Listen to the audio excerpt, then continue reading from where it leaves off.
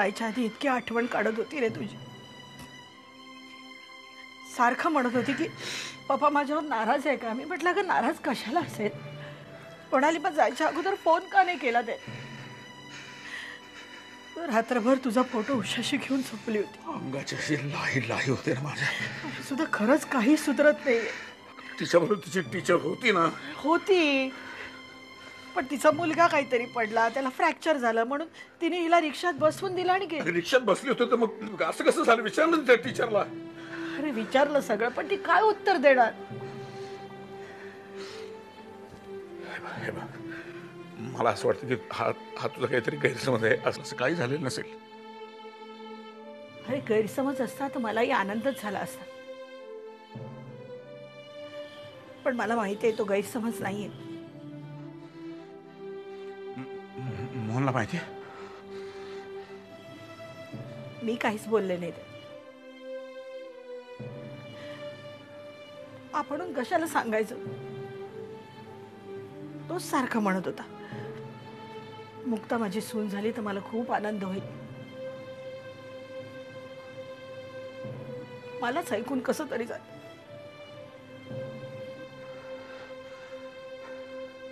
मिळाला. कुठं चाललायस तू. पोलीस स्टेशनला. का म्हणजे त्या हरामखोराला सजा व्हायला नको. अरे असा वेडेपणा करू नकोस गोवर्धन. म्हणजे अरे म्हणजे तिकडे जाऊन काय सांगणार आहेस, काय बोलणार आहेस. अगं म्हणजे काय करू. पोलिसांकडे न जाता हातावर हात धरून बसू का मी इथे. अरे दुसरं काय करणार आहेस गोवर्धन. हे बघ तिकडे गेल्यावर तुला विचारतील कुठे झालं हे सगळं. माहित नाही. कोणी केलं माहित नाही. अरे पोलीस तरी काय जादूगार आहेत का. आपल्याच पोरीला 1000 प्रश्न विचारतील आणि भांडावून सोडतील रे. सगळ्या जगाला बाहेर कळेल ती गोष्ट वेगळीच. हे हवंय का तुला व्हायला. म्हणजे आपण गुन्हा नोंदवायचाच नाही का. नको रे असं वेडेपणा करू. हे बघ आपला समाज एवढा प्रगल्भ झालेला नाहीये की अशा मुलीला व्यवस्थित सांभाळून घेतील. समाज. अरे ऐक तू माझं गोवर्धन असा वेडेपणा करू नकोस रे. शांत हो. शपथ आहे तुला माझी. समाज आजपर्यंत कुठल्याही संकटात डगमगलो नाही. ताट मानून उभा राहिलो मी.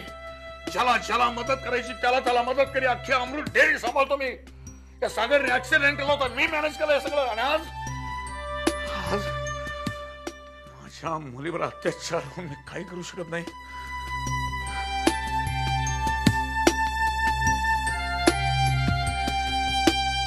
गोवर्धन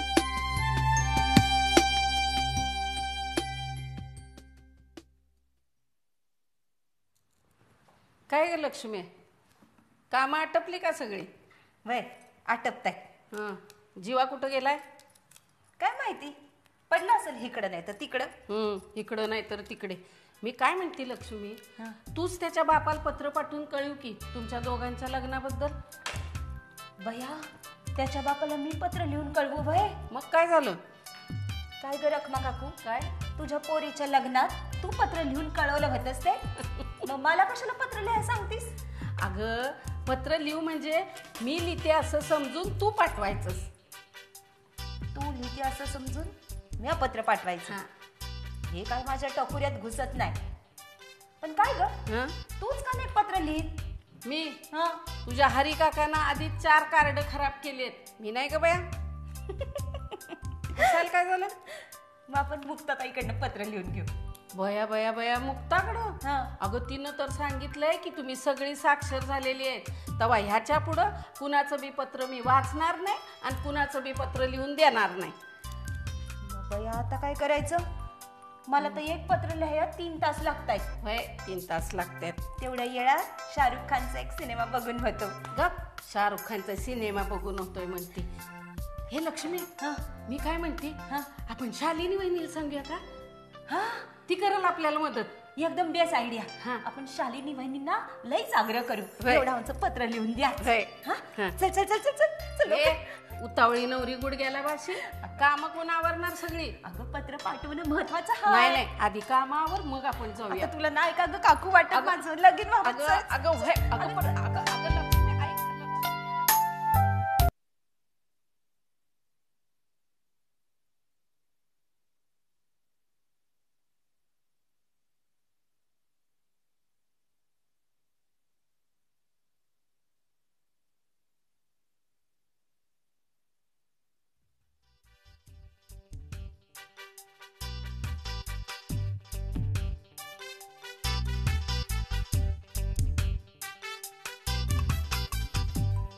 वहिनीसा या. वहिनी काय करतात? काय नाही ग, सहजच वाचत बसली. बोला. वहिनी साहेब, आता हिच्याकडे बघा की जरा, 26 ओलांडून गेलंय. खरंच की ग, मी मासाहेबांना विचारते आणि कुणी चांगला मुलगा असेल तर करून टाकूया लग्न. त्यो हाय आहे कोण? जीवा. जीवा? वय अच्छा, म्हणजे जीवात जीव अडकलाय हिचा. अगं बघ रखमा, ही चक्क लाजतीये. लाजायला यायला लागलं हिला. अहो वहिनी, बाईच्या जातीला लाजायला सांगायला लागते वय. पण हे जुळवलं कधी ग? अहो स्वयंपाक घरात स्वयंपाक करता करता जमलंय बघा. अहो हिची आई काही यायची नाही, आपल्यालाच समज करायला हवंय. अगं पण आता करायचं राहिलंय काय? डोक्यावर फक्त अक्षताच टाकायचे राहिले. हा, असं कसं? आधी जीवाच्या बाला तर लग्न फिस करायला बोलवायला पाहिजे. लगीन काय करावं लागेल? लगीन फिस करायला. फिस काकू, फिस म्हणती म्हणजे फिक असं. तुमचं ते विंग्रजी मला नाही जमायचं. हा, त्या मुक्ताताईमुळे हे समज करावं लागतंय वहिनी साहेब. पण आता सांगा ना बहिणींना आपण कशा पायी आलोय ते. होय वय सांगती, एवढा उतावीळ नकोय व्हायला. अव जीवाच्या बाला बोलवायला पाहिजे, त्याच्यासाठी त्याला कागद धाडायला हवा. तेवढा कागद तुम्ही लिहून द्याल का? हो, लिहूया की. हा, पर तो तुम्हीच लिवा बरं का. म्हणजे काय, तुम्ही लिवलंय म्हटल्याबरोबर म्हातारा तरा तरा येईल. ये म्हातारा काय म्हणतीस ग? लगीन झालं नाही तर पुळका आला लगेच हिला. मग रखमा, अगं होणाऱ्या सासऱ्यांचा मान नको का राखायला? बहिणी, आता तुम्ही पण हिच्या पार्टीत सामील झालात वय. माझी काही पार्टी नाही, माझी सगळ्यांची पार्टी आहे. बर लक्ष्मी, इकडे.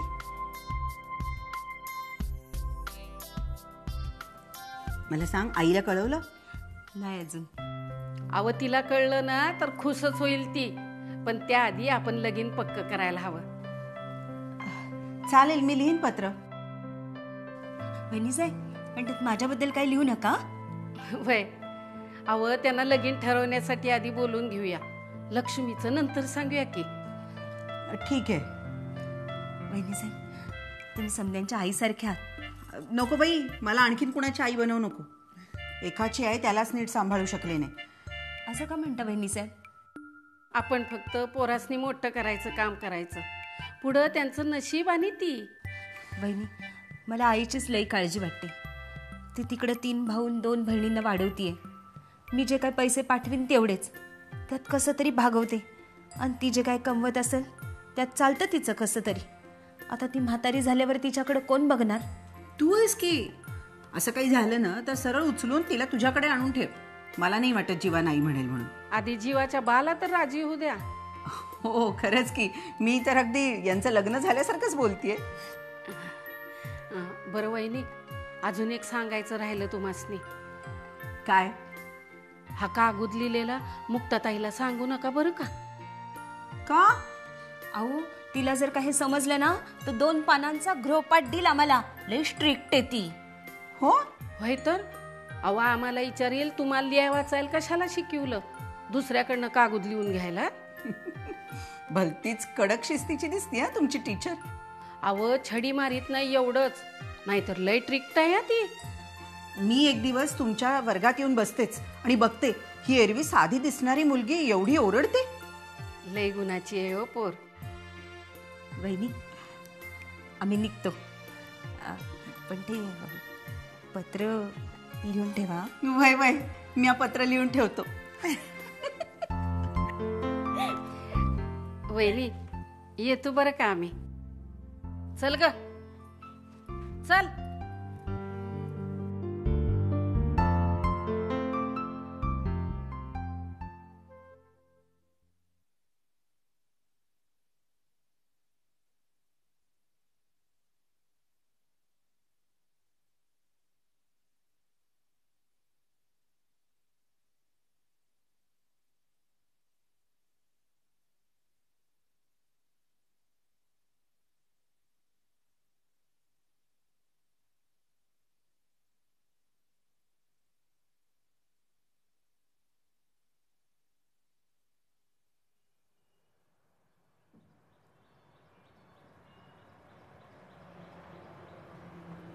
तू तिला मुक्ताला भेटला नाहीस?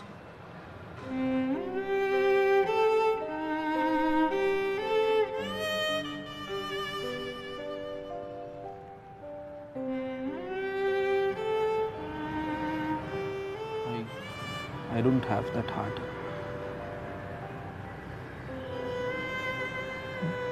गट्सच नाही झाले माझे.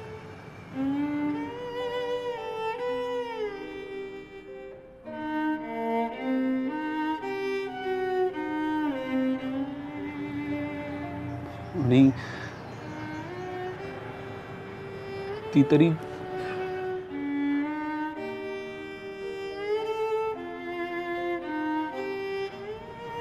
तरी कुठे असणार होती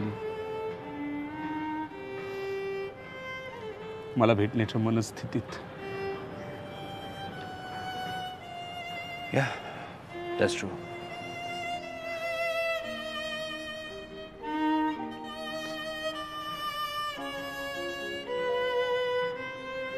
It's completely unbelievable.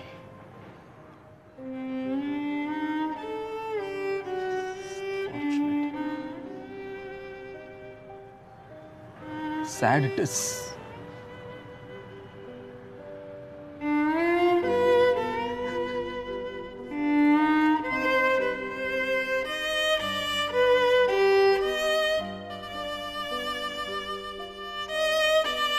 मुक्ता,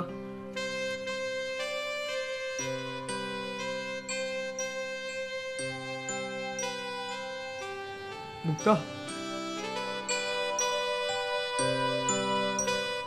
अरे आत्ताच डोळा लागलाय तिचा. या आपण बाहेर बसूया या.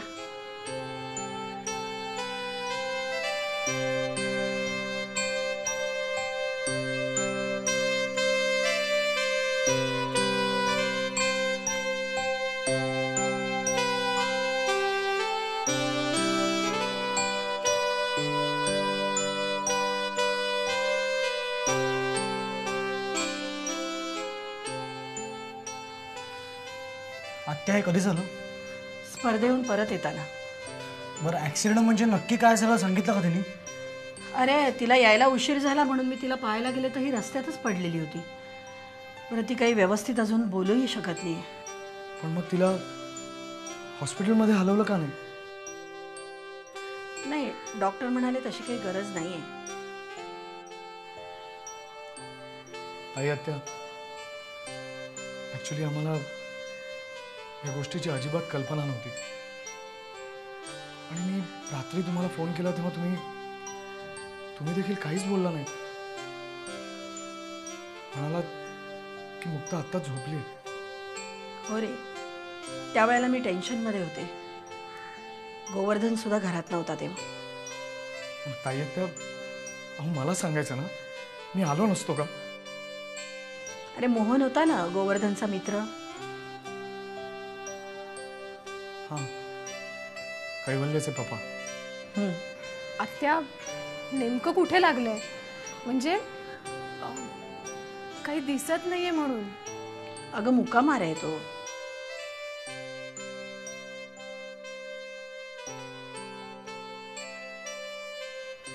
ताई आत्या, मुक्ताला उठवता का प्लीज? थोडा वेळ. नको रे, उठवून सुद्धा काही उपयोग नाहीये. काही बोलत नाहीये, नुसती एकटक कुठेतरी पाहत बसते.